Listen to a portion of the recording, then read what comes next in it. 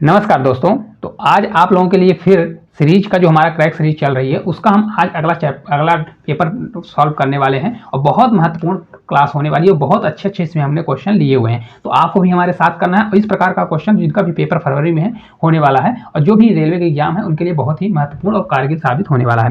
पहला क्वेश्चन देखिए, यदि यहाँ पर देखिए 3 नल एक साथ खोल दिए जाते हैं तो एक टंकी 12 घंटे में पूरा भर सकता है, एक नल इसे 10 घंटे में पूरा भर सकता है और दूसरा नल इसे 15 घंटे में पूरा भर सकता है। और जबकि तीसरा जो पाइप है कि ये निकासी पाइप है जो टंकी को खाली करता है। तो जब कोई अन्य पाइप नहीं खुला है तो तीसरा पाइप पूरी भरी हुई टंकी को कितने समय में खाली कर देगा। देखिए 3 पाइप हैं ए, बी और सी। इसको कितने भर रहे हैं, देखिए 12 घंटे में तीनों को टंकी को भर देते हैं।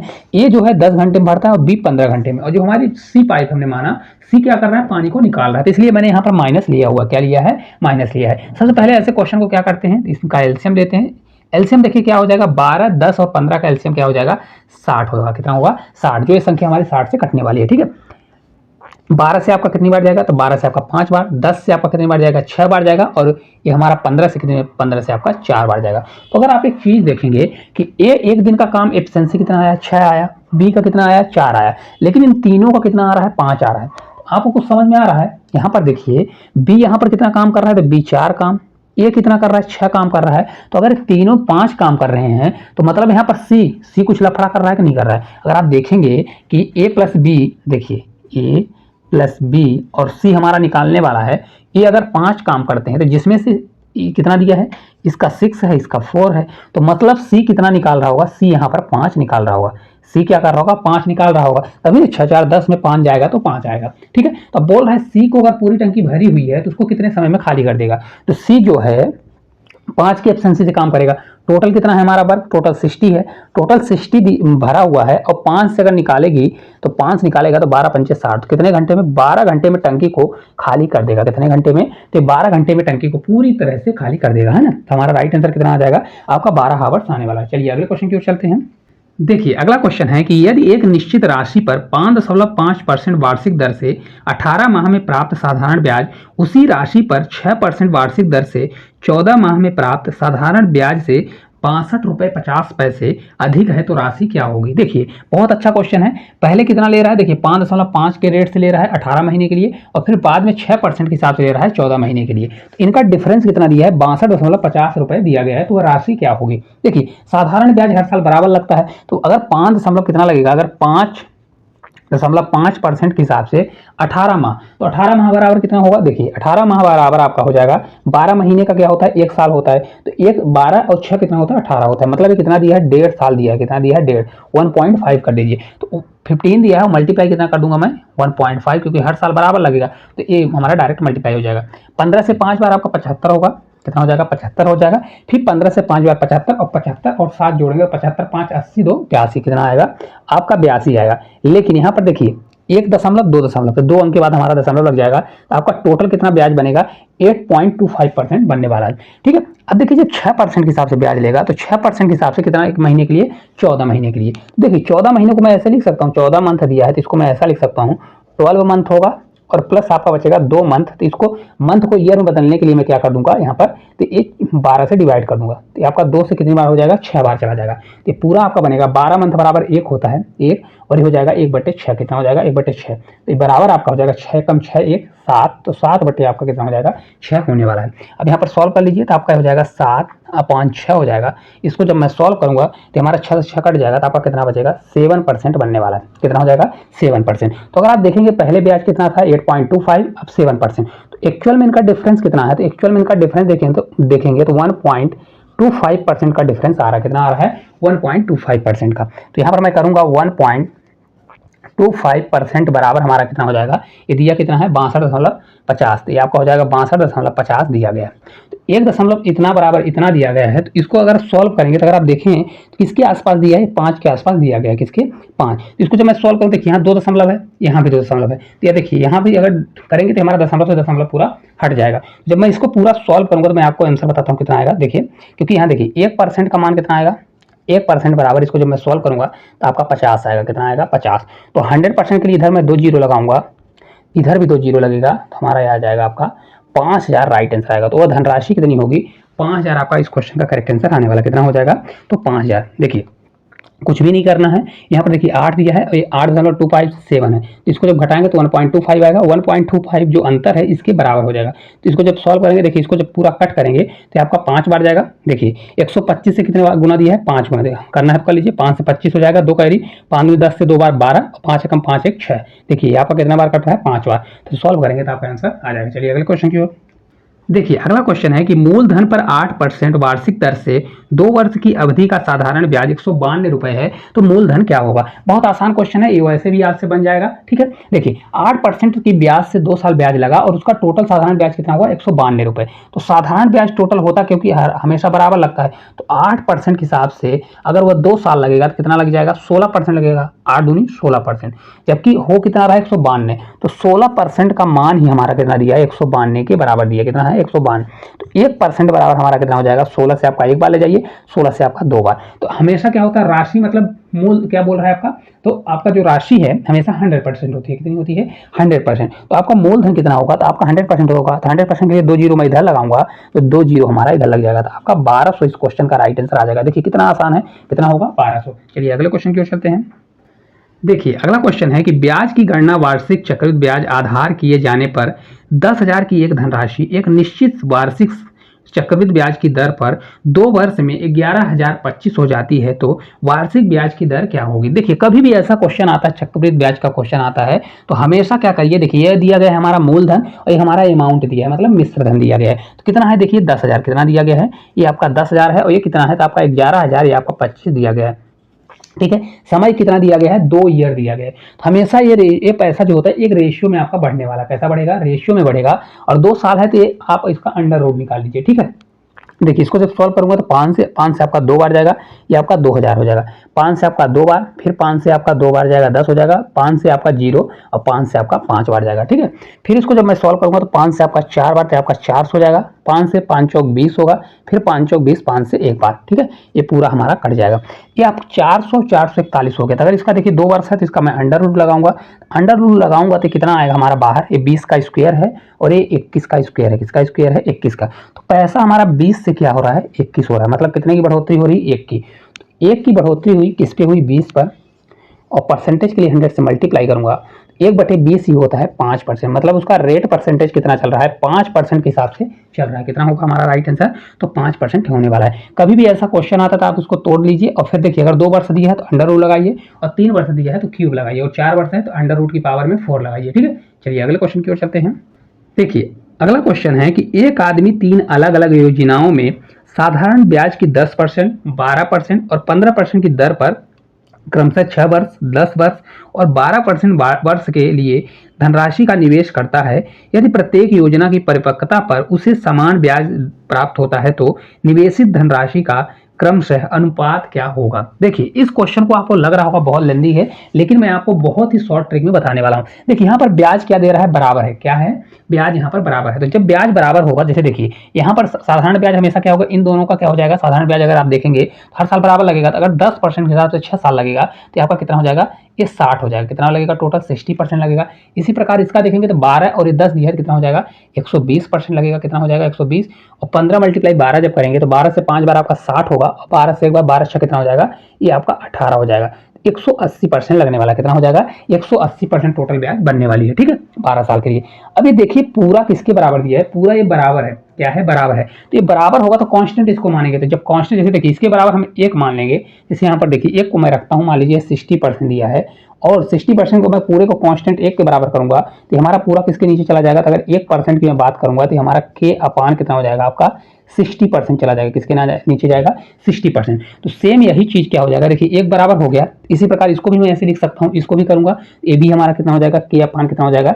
120% होने वाला है। सेम ये चीज भी ऐसे हो जाएगी। तो इसको मैं ऐसे लिख सकता हूँ। देखिए के जगह पर आप बराबर है तो के भी लिख सकते हैं, 1 भी लिख सकते हैं। तो इसको मैं डायरेक्ट लिख सकता हूँ 1 अपान कितना लिख सकता हूँ? 60%, रेशियो 1 अपान 120%, फिर रेशियो 1 अपान 180% कर दीजिए। ठीक है, अभी जो कट हो रहा है कट कर दीजिए। देखेंगे तो 1 0 से 0 का सभी में तीनों कट जाएगा। 6 से देखिए तो 6 से 2 बार हमारा जाएगा, और 6 से हमारा कितनी बार जाएगा? ये 3 बार जाएगा। ठीक है, अब देखिए इसको जब मैं 6 से हमारा 1 बार गया, अब इसको जब मैं सॉल्व करूंगा, देखिए कहीं पर गलती तो नहीं हो रही है। देखिए तो ये हमारा कितना आ जाएगा, यहाँ पर अगर देखेंगे 1 2 3, तो ये हमारा रेशियो ऊपर पलट जाएगा। तो जब ये पलटेगा तो कितना बनेगा, देखिए इनका एलसीएम ले लीजिए, एलसीएम लेंगे तो 6 आएगा, 3 और 2 का एलसीएम 6, तो 6 में 1 का भाग देंगे तो कितना आएगा, 6 आ जाएगा। 6 में 2 का भाग देंगे तो आपका 3 आएगा, और 6 में 3 का भाग देंगे तो आपका 2 आएगा। तो रेशियो हमारा बन जाएगा, उनकी राशि का रेशियो कितना होगा, 6:3:2 आपका राइट आंसर होने वाला है। कहाँ पर दिया है, 6:3:2। आपका करेक्ट आंसर ऑप्शन नंबर जो बी दिया है राइट आंसर होने वाला है। ठीक है, हमेशा याद रखिए, क्योंकि देखिए यहाँ पर क्या है, ब्याज सभी का बराबर दिया है, तो पूरा हमारा इस प्रकार से आ जाएगा। तो ये मैंने आपको बेसिक बताने के लिए किया है, नहीं तो आप डायरेक्ट अगर पेपर ऐसा आता है तो डायरेक्ट A1 क्या करिए, इसका मल्टीप्लाई कर दीजिए, डायरेक्ट आपका नीचे चला जाएगा। ठीक है, चलिए अगला क्वेश्चन की ओर चलते हैं। देखिए अगला क्वेश्चन है कि एक पाइप किसी टैंक को 7/4 घंटे में भर सकता है, जबकि दूसरा पाइप टैंक के पूरा भरा होने पर इसे 21/8 घंटे में खाली कर सकता है। तो दोनों पाइपों को उस समय खोला गया जब टैंक 2/3 खाली था, तो टैंक को भरने में कितना समय लगेगा। देखिए क्या कर रहा है, मान लीजिए चाहे एक टैंक है 7/4 घंटे में भर रहा है, तो इसको ए मान लीजिए, ठीक है, और एक खाली कर रहा है तो इसको मैं बी मान लेता हूं, लेकिन ये खाली कर रहा है तो मैं इसको माइनस मानूंगा। क्यों, क्योंकि ये खाली कर रहा है। तो सबसे पहले क्या करेंगे, इनका हम एलसीएम लेंगे, या ऐसी संख्या लीजिए जो दोनों से कट जाए। तो देखिए इनका एलसीएम कितना आएगा, ऊपर ऊपर का, देखिए फ्रैक्शन में है तो आपको घबराना नहीं है, बहुत से बच्चों को ये होता है कि फ्रैक्शन में आ गया तो कैसे करेंगे।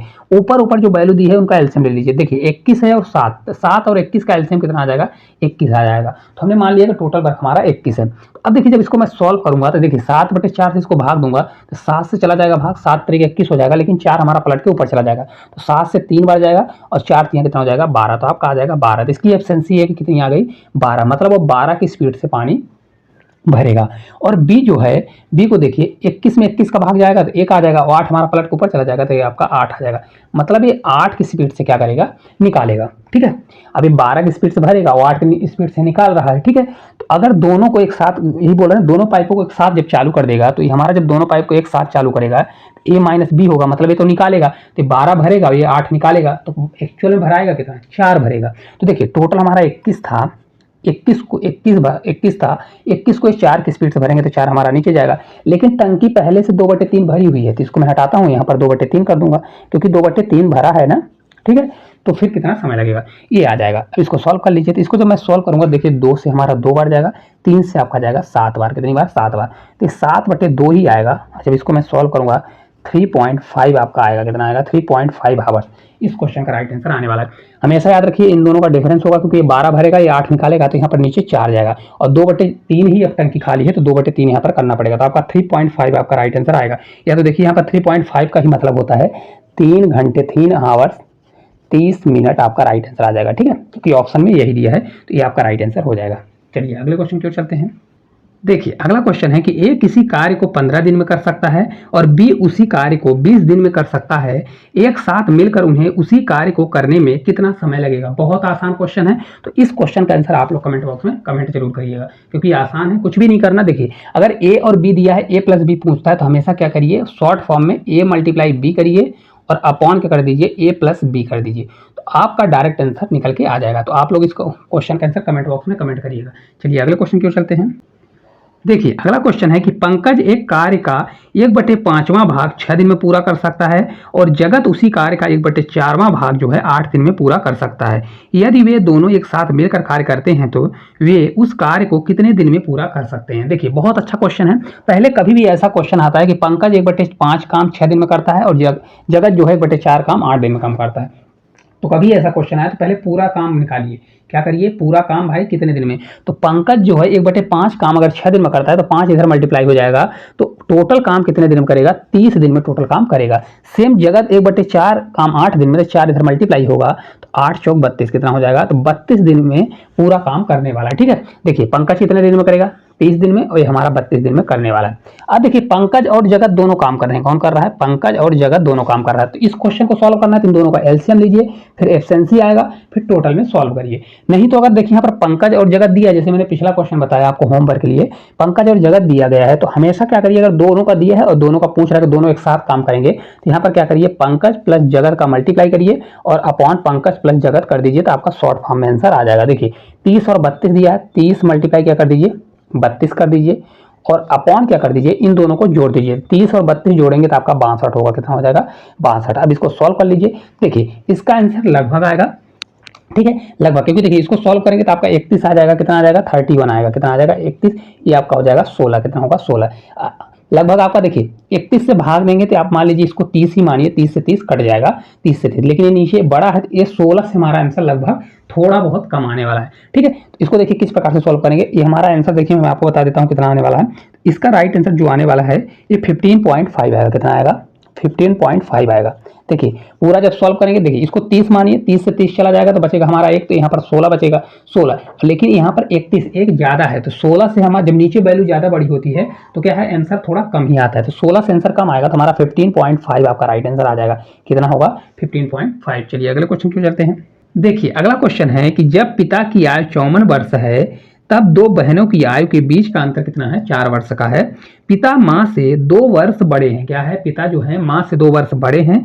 छोटी बहन की आयु माँ की आयु से आधी है, तो बड़ी बहन की आयु का पता लगाएं। बहुत अच्छा लॉजिकल क्वेश्चन है। देखिए पिता की आयु कितनी है 54 वर्ष है, तो पिता की आयु से माता की आयु कितनी है, क्योंकि पिताजी जो है माता की आयु से 2 वर्ष बड़े हैं, तो अगर 2 वर्ष बड़े हैं, कौन बड़े हैं, ये पिता बड़े हैं, इधर ये रो है मतलब 2 वर्ष बड़े हैं, तो माता क्या होंगी छोटी होंगी, तो ये हमारी माता कितनी होंगी, ये तो 52 की होगी, क्योंकि 54 के पिता है तो 52 की हमारी क्या होंगी माता होंगी। देखिए ए और बी अगर छोटा है तो देखिए यहाँ पर देखिए इन दोनों की आयु मतलब बहन ए और बी मैंने मान लिया, तो उनकी आयु में 4 साल का अंतर है, कितना है 4 साल का। तो जो छोटी वाली बहन बी है उसकी माता की आयु की आधी है, तो 52 का आधा करेंगे तो कितना आ जाएगा आपका 26 आएगा। 52 का आधा कर लीजिए तो आपका कितना आ जाएगा, देखिए 2 से 2 बार और 2 से 6 बार, तो छोटी बहन जो है बी 26 साल की है, तो बड़ी बहन कितनी होगी यही आंसर पूछ रहा है, तो बड़ी बहन होगी क्योंकि 4 साल का अंतर है, तो अगर ये 26 की होगी तो 4 साल इससे ज्यादा, तो 26 + 4 करेंगे तो आपका राइट आंसर कितना आ जाएगा 30 वर्ष आने वाला। देखिए इस क्वेश्चन को सॉल्व करना है तो बिना पेन कॉपी के भी सॉल्व कर सकते हैं, लेकिन थोड़ा शब्द में घुमाता है तो बच्चे इसमें कंफ्यूजन होता है। चलिए अगले क्वेश्चन क्यों चलते हैं। देखिए अगला क्वेश्चन है कि 2 बहनों की आयु में 2 वर्ष का अंतर है, जबकि उसके पिता की आयु 52 वर्ष और पिता माँ से 2 वर्ष बड़े हैं, तो बड़ी बहन की आयु माँ की आयु की आधी है, तो छोटी बहन की आयु ज्ञात करें। सेम क्वेश्चन है, थोड़ा बहुत चेंजेस है, तो इस क्वेश्चन का आंसर पिछले क्वेश्चन के जैसा आप लोग इसको क्या करिएगा कमेंट बॉक्स में कमेंट करके जरूर बताइएगा, क्योंकि बहुत प्यारा क्वेश्चन है और लॉजिकल क्वेश्चन है, तो आप लोग इस क्वेश्चन का आंसर कमेंट बॉक्स में कमेंट करिएगा। चलिए अगले क्वेश्चन की ओर चलते हैं। देखिए अगला क्वेश्चन है कि 10 लीटर घोल में से 2 लीटर पानी को वाष्पित किया जाता है, शेष घोल में 6% नमक पाया जाता है, तो मूल घोल में नमक की प्रतिशत मात्रा क्या होगी। देखिए क्वेश्चन में जो चीज पूछता है उसी को बराबर करना। जैसे देखिए यहाँ पर 6% नमक पाया जाता है, तो मूल घोल में भी नमक पूछ रहा है। अगर यहाँ पर नमक का दिया है और नमक ही पूछ रहा है, अगर नमक न दिया होता और पूछता किसी दूसरे का, तो हमको फिर नमक वाले से ही निकालना पड़ता, उसका रेशियो 100 में घटाकर। देखिए 10 लीटर टोटल घोल था, उसमें से 2 लीटर वाष्पीकृत हो गया, तब एक्चुअल में बचा कितना 8 लीटर बचा होगा। तो 8 लीटर घोल में कितना नमक है 6% नमक है, कितना है 6% नमक है। तो मूल घोल कितना था हमारा 10, कितना था 10 लीटर था, तो इसमें कितने % नमक रहा होगा, तो मैं इसको क्या करूंगा x% मानूंगा, क्योंकि इसके बराबर ही तो इसका होगा। ठीक है, देखिए तो 8 जब 8 है तो इसमें 6% नमक है, तो जब 10 होगा तो कितने % होगा, तो मैं मान लिया कि x% होगा, कितना होगा x%। अब देखिए 8 से 6 बार आपका कितना हो जाएगा 48 होगा, कितना हो जाएगा 48 हो जाएगा। ये 10 हमारा आ जाएगा तो 10 हमारा नीचे होगा, तो आपका x होने वाला है, तो x बराबर हमारा कितना हो जाएगा 4.8% आ जाएगा, कितना परसेंट, तो 4.8% आपका क्या रहा होगा नमक उसमें रहा होगा, है ना। राइट आंसर कितना होगा 4.8। कभी भी क्वेश्चन आता है तो आपको नमक दिया है तो नमक को बराबर करना पड़ेगा, तभी जाके क्वेश्चन आएगा। अगर वैल्यू यहाँ पर नमक दिया है तो यहाँ पर भी नमक को लिखना पड़ेगा, नहीं तो फिर आपको दूसरा कुछ करना पड़ेगा, नहीं तो आप गलत हो जाएगा। चलिए अगले क्वेश्चन क्यों चलते हैं। देखिए अगला क्वेश्चन है कि एक मिश्रण की 72 लीटर मात्रा में पानी और दूध का अनुपात 4:5 है, इस मिश्रण में कितनी मात्रा में दूध मिलाया जाना चाहिए ताकि मिश्रण में पानी और दूध का अनुपात 3:6 हो जाए। ऐसा क्वेश्चन कभी भी पेपर में आपको देखने को मिलता है, तो हमेशा क्या करिए जिसको मिला रहा है उसी में छेड़खानी करिए, बकाया जिसको नहीं मिला रहा है उसको तो बराबर ही रहेगा ना, जिसको अगर चेंज नहीं कर रहा तो उसको क्यों चेंज करेंगे अपन, तो उसको हमेशा बराबर करिए, जो नहीं मिल रहा है उसको बराबर करिए और जो मिल रहा है उसको रहने दीजिए जैसा है, तो हमेशा ऐसे क्वेश्चन को सॉल्व कर पाएंगे। देखिए यहाँ पर अगर आप देखेंगे तो रेशियो किसका दिया गया है, यहाँ पर देखिए रेशियो दिया है वाटर, और आपका वाटर का रेशियो है, ये आपका मिल्क का है।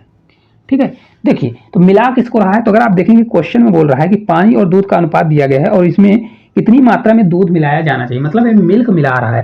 देखिए तो मिल्क अगर मिला रहा है तो 5 से 6 हो रहा है, लेकिन वाटर में क्यों चेंजेस आ रही है, तो मैं वाटर को क्या करूंगा बराबर।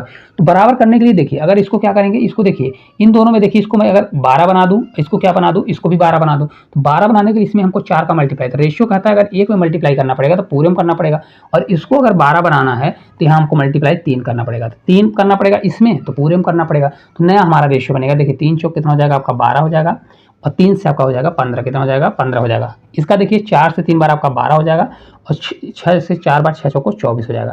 तो अगर आप देखेंगे तो हमारा वाटर है, ये आपका मिल्क है, तो मिल्क और वाटर अगर देखेंगे तो वाटर हमारा बराबर हो गया और मिल्क देखिए अलग हो गया, ठीक है। देखिए 12 5 कितना हो रहा है, तो 12 और 15 जोड़ेंगे तो आपका 27 हो रहा है, कितना हो रहा है 27, टोटल मिश्रण कितना है 27, लेकिन दिया है 72, तो 27 बराबर मैं क्या करूंगा, ये 72 के बराबर हो जाएगा, कितना होगा 72 के बराबर। आपको घबराना नहीं, ये क्वेश्चन कट जाएगा, ठीक है। अब देखिए कितने की चेंजेस आई, क्योंकि मिल्क मिला रहा है, पहले 15 था अब 24 मिला रहा है, तो कितना मिला रहा है, मतलब एक्चुअल में 9 मिला रहा है, कितना मिला रहा है 9 मिला रहा है। तो 27 बराबर 72 है, तो एक बराबर कितना हो जाएगा 72 बटे कितना हो जाएगा आपका 27 होने वाला है। तो हमको 9 मिला रहा है तो 9 बराबर निकालना है, तो 9 बराबर ये 72 बटे 27 होगा, मल्टीप्लाई हमारा 9 होगा, तो 9 से हमारा 3 बार जाएगा, और जब इसको सॉल्व करूंगा 3 से आपका 2 बार, 3 से 4 बार, तो 24 लीटर कितना मिलाएगा, तो मिल्क कितना मिला रहा है 24 लीटर मिला रहा है। तो राइट आंसर हमारा कितना आ जाएगा 24 लीटर, ऑप्शन नंबर ए आपका राइट आंसर हो जाएगा। कभी भी जिसको भी मिलाएगा उसी को आपको क्या करना है, चेंज करना है, ठीक है। चलिए अगले क्वेश्चन की ओर चलते हैं। देखिए अगला क्वेश्चन है कि धारा के विपरीत दिशा में चल रही नाव को एक दूरी तय करने में 8 घंटे 48 मिनट का समय लगता है, जबकि धारा की दिशा में आरंभ बिंदु पर लौटने में 4 घंटे का समय लगता है, ठीक है लगता है। तो शांत जल में नाव की चल और धारा की चाल का अनुपात बताइए। मतलब देखिए ऐसे क्वेश्चन हमेशा मैं आपको बताता हूं, को नाव की चाल को क्या मानिए, तो यहाँ पर नाव की चाल हमारी क्या होगी, हमेशा यक्स होती है, क्या होती है यक्स होती है, और जो धारा की चाल होती है हमेशा हम उसको क्या मानते हैं, बाई मानते हैं, ठीक है। जब नाव विपरीत दिशा में, वही बोल रहा है जब विपरीत दिशा में चलता है तो विपरीत दिशा में चलेगा। देखिए जब नाव चलेगी और नाव से विपरीत धारा के विपरीत चलता है तो वहां पर क्या हो जाता है माइनस, उसकी स्पीड क्या होगी यक्स माइनस बाई, क्या होगी यक्स माइनस बाई होगी, और जब धारा की दिशा में चलेंगे तो यक्स प्लस बाई होता है, क्या होता है यक्स प्लस बाई। तो यहाँ पर देखिए 8 घंटा 48 मिनट दिया है जब धारा के विपरीत चलते हैं, पहले इनको बना लीजिए पूरा। देखिए 8 घंटा दिया है तो 8 प्लस करिए, 48 मिनट दिया है तो 48 मिनट को 48 अपान कितना कर दीजिए 60, क्योंकि इसको भी मेरे को हावर्स में डालना है, ठीक है। तो 12 से 12 चौक 48 और 12 से आपका 5 बार कितना हो जाएगा 5 बार। तो इसको जब मैं सॉल्व करूंगा तो 8 पंचे 40 4 44 बटे कितना आ जाएगा आपका 44 बटे कितना होगा, ये आपका 5 हो जाएगा, ठीक है। तो यहाँ पर मैं लिख दूंगा डायरेक्ट, देखिए इसकी जगह पर मैं डायरेक्ट इसको लिख रहा हूँ, तो आपका हो जाएगा 44 अपॉन कितना होगा 5 होगा। ये कितना दिया है 4 हावर्स दिया है, तो 4 हावर्स कर दूंगा, लेकिन रेशियो में अगर फ्रैक्शन है तो इधर जाके हमारा मल्टीप्लाई होगा, तो ये आपका बन जाएगा 44, ये पॉइंट हमारा कितना रेशियो हो जाएगा 5 चौक 20। इसको जब मैं कट करूंगा देखिए ये कट हो जाएगा, तो देखिए 5 चौक 20 हुआ, तो इसको जब मैं कट करूंगा तो किससे कट होगा 4 से, तो 4 से आपका 11 बार और 4 से आपका 5 बार। तो ये हमारा रेशियो निकल के आ गया, किसका रेशियो निकला एक्स माइनस बाई, ये 11 है और एक्स प्लस बाई बराबर 5 दिया गया, ठीक है। अब देखिए हमको यहाँ पर पूछा है कि नाव का और धारा का रेशियो बताइए, तो हमको एक्स और बाई का निकालना है। तो अब यहाँ पर देखिए एक्स माइनस बाई का मान आ गया, एक्स प्लस बाई का मान आ गया। तो अगर आपको एक्स रेशियो मेरे को बाई चाहिए तो एक्स निकालना है, तो दोनों को जोड़िए और अपान 2 कर दीजिए। तो 11 5 कितना होता है 16, और 16 में अगर 2 का भाग देंगे तो आपका 8 आ जाएगा, ठीक है। बाई मेरे को चाहिए, इन दोनों को हटाइए, 11 में 5 जाएगा तो कितना आ जाएगा 6 आएगा, 6 5 11, 6, तो 6 को अगर 2 से भाग देते हैं तो आपका 3 आएगा। तो उनका रेशियो कितना आ जाएगा 8:3 आने वाला है, ठीक है राइट आंसर। हमेशा देखिए एक्स प्लस बाई और एक्स माइनस बाई का अगर मान दिया रहता है तो एक्स निकालना रहता है तो दोनों को जोड़िए अपान 2 करिए, और बाई निकालना रहता है तो दोनों को घटाइए और अपान 2 कर दीजिए, ठीक है। चलिए अगले क्वेश्चन की ओर चलते हैं। देखिए अगला क्वेश्चन है किसी कंपनी के 15 पुरुष कर्मी या 20 महिला कर्मी किसी कार्य को 26 दिनों में पूरा कर सकते हैं, उसी कार्य को 30 पुरुष कर्मी और ये 12 महिला कर्मी साथ मिलकर कितने दिनों में पूरा कर सकते हैं। ये बहुत फेवरेट और बहुत ही इंपॉर्टेंट क्वेश्चन है। देखिए इसमें 2 क्वेश्चन बनता है, एक या वाला होता है तो या का मतलब यहाँ पर बराबर, और एक और वाला होता है। तो और का मतलब हमेशा होता है क्या और का मतलब होता है आपका हमेशा क्या करिएगा प्लस करिएगा, क्या करिएगा प्लस करिएगा, ठीक है। एक क्वेश्चन मैं कराऊंगा, एक क्वेश्चन आपके होमवर्क के लिए दूंगा।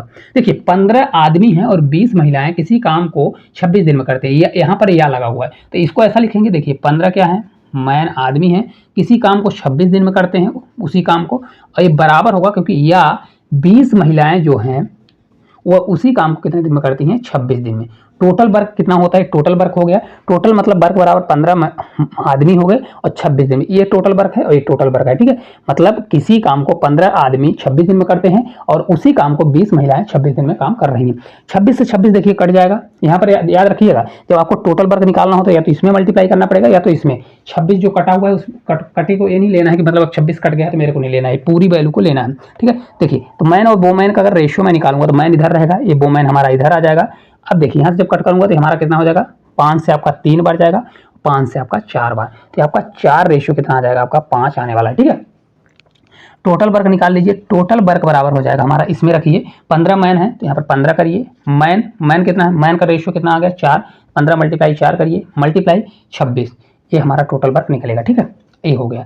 अब मेरे को निकालना क्या है, 30 मैन और प्लस 12 वो मैन कितने दिन में करेंगे, तो 30 मैन दिया है, 30 मैन के लिए क्या करूंगा, मैन का कितना है 4, 30 मल्टीप्लाई 4 करूंगा और प्लस 12 वो मैन, तो 12 वो मैन को क्या करूंगा, 12 मल्टीप्लाई कितना है, वो मैन का कितना दिया है, यहाँ पर देखिए इसको सही कर लीजिएगा क्योंकि ये 3 हमारा नीचे जाएगा तो ये आपका 3 आ जाएगा, तो हो जाएगा हमारा 3, ठीक है। देखिए 3 चौक 12 आपका 112 तो 120 होगा और 12 से 3 बार आपका 36, तो 156 कितना होगा, 156 होगा, इनको जब जोड़ूंगा तो 156। अब देखिए इनको जब मैं काम कराऊंगा तो हमारा हो जाएगा 30 मैन प्लस 12 वो मैन बराबर, ये टोटल वर्क आ गया हमारा, मल्टीप्लाई अभी नहीं कर रहे हैं, तो 15 मल्टीप्लाई 4 मल्टीप्लाई 26 दिया है और ये बराबर अपान करूंगा मैं 156 किसके, 156 के। अगर देखिए इसको मैं 4 से सॉल्व करता हूँ तो 4 से आपका कितनी बार जाएगा, 4 से 3 बार आपका 12 और 12 के बाद 3 बचेगा, 4 से आपका 9 बार कितना हो जाएगा, 36 हो जाएगा। इसको देखिए 13 से 2 बार, 13 से आपका 3 बार, कितनी बार 3 बार, 3 से आपका देखिए 5 बार कटेगा, तो राइट आंसर हमारा कितना आ जाएगा 10। कितने दिन में काम को कर लेंगे, 10 दिन को कर लेंगे, मतलब 30 आदमी और 12 वोमेन जो हैं वो काम को 10 दिन में करने वाले हैं। टोटल वर्क हमेशा याद रखिए, यहाँ पर आपको मल्टीप्लाई नहीं करना क्योंकि ऐसी वैल्यू आएगी तो आपको मल्टीप्लाई करने में टाइम लगेगा, वैसे भी ये कट जाता है, ठीक है। तो अगर एक क्वेश्चन आपको समझ में आया हो तो एक क्वेश्चन आपके होमवर्क के लिए दे रहा हूँ, 3 लड़के और 5 लड़कियां किसी कार्य को 6 दिन में पूरा कर सकते हैं जबकि 2 लड़के और 7 लड़कियां उसी काम को 8 दिन में पूरा कर सकते हैं, तो 8 लड़कियों को उसी कार्य को पूरा करने में कितना समय लगेगा। सेम यहाँ पर देखिए मैंने आपको बता दिया, या वाले में बराबर और वाले में प्लस लगाना है, ठीक है। सेम कॉन्सेप्ट है, यहाँ पर और दिया है तो और वाले में आपको प्लस लगा के टोटल वर्ग को इक्वल करना है और फिर सॉल्व करना है। तो आप लोग इस क्वेश्चन का आंसर कमेंट बॉक्स में कमेंट करिएगा। चलिए अगले क्वेश्चन को चलते हैं। देखिए अगला क्वेश्चन है कि आधार त्रिज्या 70 सेंटीमीटर और लंबवत ऊंचाई 240 सेंटीमीटर वाले लंब वृत्तीय शंकु का संपूर्ण पृष्ठीय क्षेत्रफल ज्ञात करें, जहां पर पाई बराबर 22/7 दिया गया है। देखिए जो शंकु होता है उसका संपूर्ण पृष्ठीय क्षेत्रफल क्या होता है, तो शंकु का जो संपूर्ण पृष्ठीय क्षेत्रफल होता है वो आपका होता है पाई आर और आर प्लस यल होता है, ठीक है। क्या होता है, पाई आर आर प्लस यल होता है। यहाँ पर अगर आप देखेंगे तो यहाँ पर देखिए ऊंचाई ये क्या दिया है, आपका हाइट दिया गया है, कितना दिया है 240 दिया गया है और ये होता है शंकु पाई आर आर प्लस यल होता है। देखिए तो यहाँ पर यल क्या होता है, ये आपकी हाइट होती है, क्या होती है, ये आपकी हाइट होती है, ये आपकी त्रिज्या होती है, ये आपकी यल होती है, मतलब ये तिर्यक ऊंचाई। तो अगर जब तक आपको तिर्यक ऊंचाई यहाँ पर नहीं पता चलेगा तो आप इस क्वेश्चन को नहीं कर सकते हैं। तो यहाँ पर देखिए 90 डिग्री का एंगल बनता है तो ये हमेशा क्या होता है 90 डिग्री, तो यहाँ पाइथागोरस प्रमेय लगता है, ठीक है। तो अगर ट्रिपलेट बनता है तो ट्रिपलेट कर लीजिए। देखिए ये 70 है और ये 24 है, एक ट्रिपलेट हमारा होता है कौन सा, देखिए 7 24 ये 25 एक ट्रिपलेट होता है, क्या होता है 7 24 25 ट्रिपलेट, सबको पता होगा। लेकिन यहाँ पर 0 लगा दिया तो मतलब 70 है 240 है तो हमारा कितना हो जाएगा 250 हो जाएगा, ठीक है। तो आपका यल कितना आ जाएगा 250 आने वाला, कितना हो जाएगा 250 आ जाएगा। अब इसको रख दीजिए। देखिए तो इसको निकालेंगे जब, देखिए पाई का मान हमारा 22/7 होगा, कितना होगा 22/7 मल्टीप्लाई आर हमारा 70 दिया तो इसको 70 लिखूंगा, मल्टीप्लाई आर कितना है 70 तो 70 लिखिए, प्लस ये हमारा कितना आ गया 250, इसको मैं 250 कर दूंगा, ठीक है। अब देखिए बराबर इसको जब मैं सॉल्व करूंगा तो 22 का 22 ही रहेगा, मल्टीप्लाई ये हमारा 10 बचेगा क्योंकि 7 से कट जाएगा 10 बचेगा। अब इसको जब सॉल्व करूंगा देखिए 50 70 जोड़ूंगा तो 120 आएगा, मतलब ये हमारा कितना हो जाएगा 320 होने वाला, कितना हो जाएगा 320। अब इसको जब मैं सॉल्व करूंगा देखिए 32 दूना कितना हो जाएगा 64, इसको सॉल्व करने का तरीका देखिए 32 दूना 64, तो इस 11 मल्टीप्लाई कितना हो जाएगा 64 हो जाएगा, एक 0 और मल्टीप्लाई कितना हो जाएगा 10 हो जाएगा।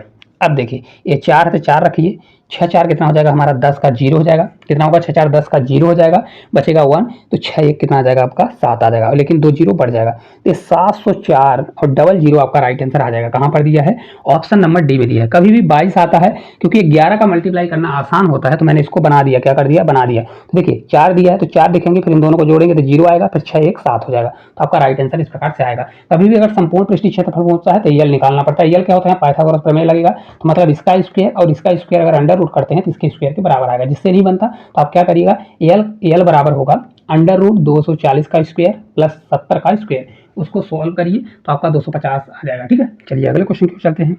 देखिए अगला क्वेश्चन है, बहुत प्यारा क्वेश्चन है कि यदि किसी त्रिभुज का परिमाप 28 सेंटीमीटर और इसकी अंतः त्रिज्या 3.5 सेंटीमीटर है तो इसका क्षेत्रफल क्या होने वाला है। ठीक है, इसकी अंतः त्रिज्या r दिया गया है, कितना है, r आपका 3.5 है, और इसका परिमाप मतलब तीनों भुजाओं की क्या दिया है, टोटल लंबाई दिया है। ठीक है, कितना दिया है, 28 दिया गया है। कभी भी ऐसा अंतः त्रिज्या बनता है तो आप देखिए इसका क्षेत्रफल पूछ रहा है, टोटल क्षेत्रफल क्या होगा, तो हमेशा याद रखिए इसका क्षेत्रफल होता है 1/2 मल्टीप्लाई r अंतः त्रिज्या, और फिर मल्टीप्लाई आपका होता है AB प्लस BC प्लस सी ए। देखिए कहाँ से आता है, मैं वो भी आपको बता देता हूँ। देखिए कहाँ से आता है, देखेंगे यहाँ पर कुछ आपको समझ में आ रहा होगा। यहाँ पर देखिए ये वाला त्रिभुज कैसा, एक त्रिभुज आपका ए वाला बनेगा, ये किसी प्रकार से यहाँ से ले जाएंगे तो एक त्रिभुज ए वाला आपका त्रिभुज बनेगा, ऐसा कुछ बनेगा एक ए वाला त्रिभुज, एक यहाँ से आएगा तो ऐसा त्रिभुज आपका बनेगा। मतलब टोटल कितने त्रिभुज, देखिए गाढ़ा हो गया है 3 त्रिभुज। तो यहाँ पर अगर आप देखेंगे 3 त्रिभुज बनेगा तो ये आपका आर कहलाएगा, इधर भी आपका क्या कहलाएगा आर, और इधर भी आपका आर कहलाएगा। तो इस त्रिभुज का क्षेत्रफल क्या होगा, बेस मतलब क्या होता है 1/2 आधार मतलब ए बी गुणे ऊंचाई कितना है r है। ठीक है, सेम इसी में ऐसा होगा 1/2 बेस मतलब आधार गुणे ऊंचाई हो जाएगा, सेम इसमें भी होगा 1/2 बेस मतलब आधार गुणे ऊंचाई हो जाएगा। देखिए r तीनों में आ रहा है तो r हमारा कॉमन हो जाएगा, और 1/2 भी आ रहा है तो देखिए 1/2 और r मैंने कॉमन ले लिया, तो अब बचेगा क्या, क्योंकि एक बार यहाँ पर ए बी था बेस में, एक बार BC था, एक बार AC था। ठीक है, तो इस प्रकार से रख दीजिए। तो यहाँ पर देखिए क्या हो जाएगा, 1/2 होगा मल्टीप्लाई r हमारा कितना है 3.5 है, तो यहाँ पर 3.5 करेंगे multiply AB plus BC plus CA, यही तो दिया है, कितना है 28 है, 28 कर दीजिए बराबर 2 से सॉल्व करूंगा, 2 से आपका एक बार, 2 से आपका 4 बार। ठीक है, अब इसको सॉल्व कर लीजिए, तो 14 का मल्टीप्लाई करें, 14 से 5 बार आपका 70 हो जाएगा, और 14 3 42, और 42 और 7 कितना हो जाएगा 49 हो जाएगा। लेकिन देखिए एक अंक के बाद दशमलव, एक अंक के बाद दशमलव लगेगा, तो मतलब हमारा आ जाएगा 49। कितना होगा आपका, इस क्वेश्चन का राइट आंसर 49 आ गया। ठीक है, कितना आएगा 49। अगर आपसे बनता है तो आपको ये सॉल्व करने में कोई भी प्रॉब्लम नहीं होगी। कभी भी अंतः त्रिज्या दिया जाता है, उसका पूरा क्षेत्रफल पूछता है तो आपको उसका परिमाप मल्टीप्लाई अंतः त्रिज्या 1/2 कर दीजिए तो आपका राइट आंसर आ जाएगा। चलिए अगले क्वेश्चन की ओर चलते हैं। देखिए अगला क्वेश्चन है कि दो समरूप त्रिभुजों में उनकी संगत भुजाओं का अनुपात 1:3 है, और बड़े त्रिभुज का क्षेत्रफल 72 है, तो छोटे त्रिभुज का क्षेत्रफल क्या होगा। देखिए कभी भी समरूप त्रिभुज देता है तो जो उनके भुजाओं का अनुपात होता है, तो उनके भुजाओं के वर्ग का जो अनुपात होता है उनके क्षेत्रफल के बराबर होता है। मतलब देखिए इनकी भुजाएं दिया गया है, तो अगर इनका मैं वर्ग निकाल देता हूं, मतलब इसका जो ए स्क्वायर और बी स्क्वायर होगा, एक किसके बराबर होगा, तो इसके क्षेत्रफल के बराबर होता है, किसके, उस त्रिभुज के क्षेत्रफल के बराबर होता है। कौन सी कंडीशन में, जब त्रिभुज समरूप हो। तो देखिए एक भुजा है, बी की कितनी है 3 है, 3 का जब स्क्वायर करेंगे तो हमारा 9 हो जाएगा, एक कितना हो जाएगा आपका, एक का एक ही रहेगा। ठीक है, अब देखिए यहाँ पर बोल रहा है जो बड़ी भुजा है, मतलब बड़ा जो त्रिभुज है, तो बड़ी भुजा होगी उसकी, तो उसका क्षेत्रफल 72 है, जबकि दिया है 9, तो हम क्या करेंगे 9 बराबर क्या करेंगे 72। तो अगर देखेंगे कितना गुना है, 8 गुना दिया है। तो इसी प्रकार ये छोटा वाला त्रिभुज भी कितना होगा, 8 गुना। इसका राइट आंसर कितना होगा, 8 सेंटीमीटर स्क्वायर होने वाला है। छोटे त्रिभुज का क्षेत्रफल कितना होगा, 8 सेंटीमीटर स्क्वायर होगा। बहुत छोटा सा क्वेश्चन है, लेकिन अगर आपसे इसका कॉन्सेप्ट बनता है तभी बनेगा। कभी भी क्वेश्चन समरूप दिया है त्रिभुज, तो उसकी अगर भुजाएं दिया गया है तो उसका क्षेत्रफल जो होता है उसके स्क्वायर के समानुपाती होता है। अगर मान लीजिए क्षेत्रफल दिया है तो उस भुजा का क्या कर दीजिए, अंडर रूट कर दीजिए, तो आपका उसकी भुजाएं निकल के आ जाएगा। ठीक है, चलिए अगले क्वेश्चन की ओर चलते हैं। देखिए अगला क्वेश्चन है कि 110 मीटर लंबी एक रेलगाड़ी 90 किलोमीटर प्रति घंटा की चाल से चल रही है, इसे 180 मीटर लंबे एक पुल को पार करने में कितना समय लगेगा। मैंने आपको कई बार बताया कि जब रेलगाड़ी किसी प्लेटफॉर्म को पार करेगी तो रेलगाड़ी खुद की लंबाई और प्लेटफॉर्म की लंबाई को पार करेगी, लेकिन किसी पोल, खंभे या आदमी को पार करेगी या सिग्नल को पार करेगी तो वहां पर रेलगाड़ी खुद की लंबाई को क्रॉस करती है। ठीक है, तो यहाँ पर देखिए डिस्टेंस हमारा क्या होगा, डिस्टेंस क्योंकि रेलगाड़ी प्लेटफॉर्म को पार करेगी तो ये दोनों ट्रेन और प्लेटफॉर्म जुड़ जाएगा, तो 110 और प्लस 180 करूंगा तो आपका कितना आ जाएगा 290। टोटल डिस्टेंस कितना होगा 290। और रेलगाड़ी की स्पीड 90 दिया है तो टाइम बराबर होता है आपका डिस्टेंस अपान कितना होता है स्पीड होता है। रख दीजिए, देखिए डिस्टेंस हमारा 290 290 रखूंगा अपॉन ये देखिए कितना किलोमीटर, तो हमारा ये मीटर में दिया है, किसमें दिया है मीटर में, 1 किलोमीटर में है तो इसको मेरे को चेंज करना पड़ेगा। तो 90 है, इसको मीटर पर सेकंड बदलने के लिए 5/18 से मल्टीप्लाई, तो 5/18 होगा तो 18 पलट के हमारा ऊपर चला जाएगा तो ये 18 आ जाएगा। 18 से आपका 5 बार जाएगा तो 5 से 5 कितना हो जाएगा 25 हो जाएगा। ठीक है, इसको सॉल्व करना है। देखिए 5 से आप इसको सॉल्व करिए तो 5 से 25 हो गया, बचेगा 4, 5 8 40 हो गया। ठीक है, अब ये नीचे हमारा 5 बचा, कितना बचा 5, तो इसको 58 अपान कितना कर दीजिए 5 कर दीजिए। इसको या तो आप 5 से भाग दे दीजिए या आप ऐसा करिए 58 से 2 गुना कर दीजिए। 58 का 2 गुना कितना होगा, देखिए 50 50 100 हो जाएगा, 8 दूनी 16 कितना हो जाएगा 116 हो जाएगा। 116 हो जाएगा तो 116, लेकिन यहाँ पर देखिए ऊपर भी मैंने 2 का मल्टीप्लाई कर दिया, नीचे भी मैंने 2 का मल्टीप्लाई कर दिया। तो देखिए जब 2 का मल्टीप्लाई करेंगे तो नीचे 10 बनेगा, तो एक अंक के बाद दशमलव लग जाएगा, तो आपका आ जाएगा 11.6 आपका करेक्ट आंसर आ जाएगा। कितना होगा 11.6 सेकंड आएगा, क्योंकि मैंने पूरा बदल दिया है तो आंसर कितना आएगा सेकंड में आने वाला है। तो कितने में ट्रेन क्रॉस कर देगी प्लेटफॉर्म को 11.6 सेकंड में क्रॉस कर देगी। ठीक है, चलिए अगले क्वेश्चन की ओर चलते हैं। देखिए अगला क्वेश्चन है कि यदि sec theta plus tan theta बराबर 6 दिया है तो सेक थीटा का मान क्या होगा।